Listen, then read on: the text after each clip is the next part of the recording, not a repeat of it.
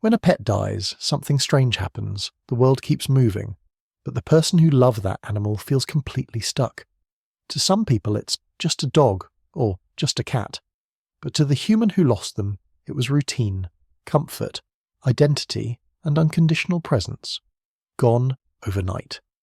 In this video, we're going to explore the psychology of what actually happens during the first 30 days after losing a pet.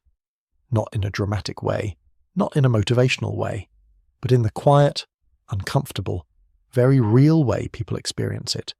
This video is for anyone who has ever lost a pet, or for anyone who wants to understand why that kind of grief feels so heavy, so confusing, and so isolating.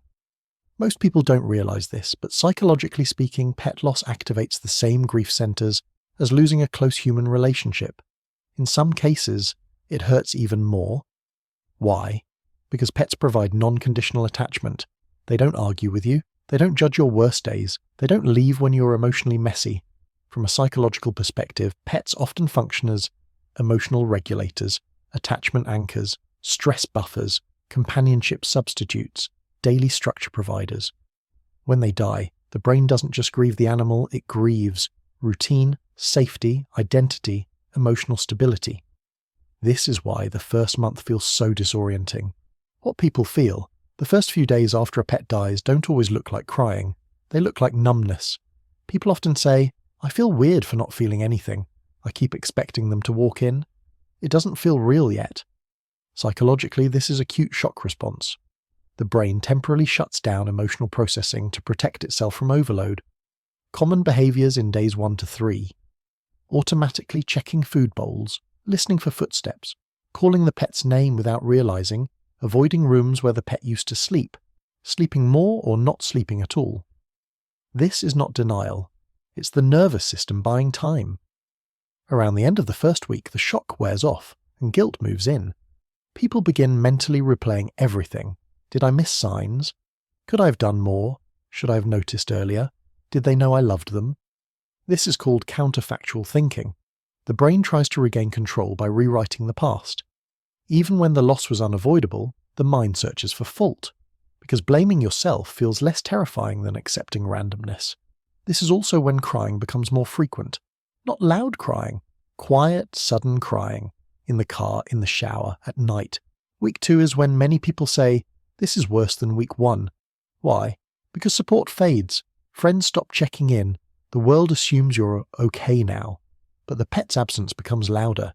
Psychologically, this is when attachment withdrawal happens. Your brain is still expecting emotional feedback, but it's no longer there. People experience emptiness in the home, loss of motivation, reduced appetite, difficulty focusing, increased isolation. For people who lived alone, this phase is especially intense.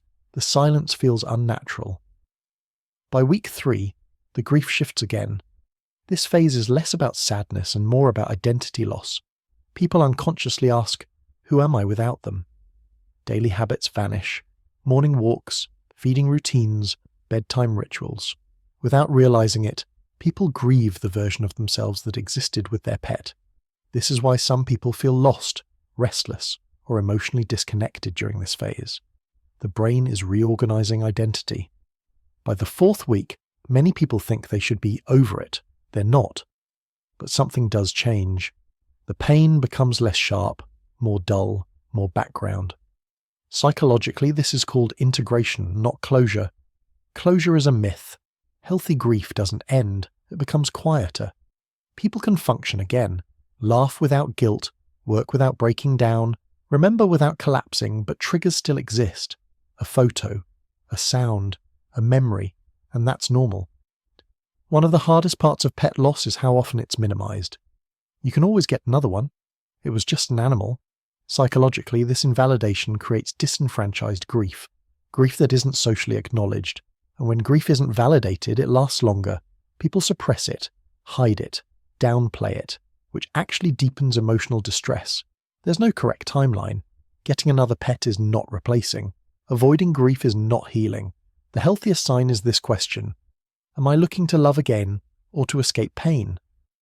When love feels possible again, not desperate, that's usually the right time. After the first month, something subtle but painful begins. People stop asking how you're doing and you start asking yourself the same question. Why does this still hurt? Psychologically, this phase is driven by social expectation conflict. Society has an unspoken grief timeline. A few days for sadness, a few weeks for adjustment, then move on. But the brain doesn't work on social schedules. At this stage, many people experience secondary guilt. Guilt for still missing their pet. Guilt for still crying. Guilt for feeling broken. This internal pressure actually slows healing, because grief that feels unacceptable becomes silent, and silent grief lasts longer. After the intense early pain fades, people expect triggers to disappear. They don't. They become unpredictable. A random sound, a familiar smell, a leash in the closet, a photo that appears unexpectedly. Psychologically, these are memory emotion loops. Your brain stored emotional meaning alongside ordinary stimuli. When those stimuli reappear, the emotion activates automatically. This doesn't mean you're regressing. It means the bond was deeply encoded. Healing doesn't erase triggers, it reduces their intensity. Many people report dreaming about their pet weeks or months later. These dreams often feel extremely real. In psychology, this is known as continuing bonds processing. The brain is integrating the loss while preserving attachment. Common dream patterns include the pet appearing healthy again, the pet returning briefly, the pet looking at the person silently, the pet disappearing again. These dreams can feel comforting or devastating. Both reactions are normal. They are signs of emotional integration, not denial. Around week 6 to 10, some people feel something unexpected. Anger. Anger at veterinarians, fate, themselves, other pet owners, people whose pets are still alive. This anger often comes with shame, but psychologically, anger is a protective emotion. It surfaces when sadness feels too vulnerable. Anger gives the brain a sense of strength when helplessness feels unbearable. Suppressing this anger doesn't help. Understanding it does. People often minimize their own pain by comparing it to others. Other people lose humans. This shouldn't affect me this much. But the brain doesn't compare losses. It processes attachment depth. If the pet was a daily companion, an emotional support, a source of unconditional presence, then the grief is neurologically justified.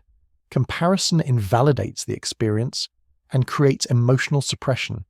Grief doesn't need permission to exist. Share your experience in the comments.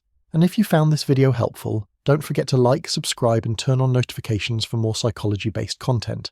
Thanks for watching. We'll see you next time.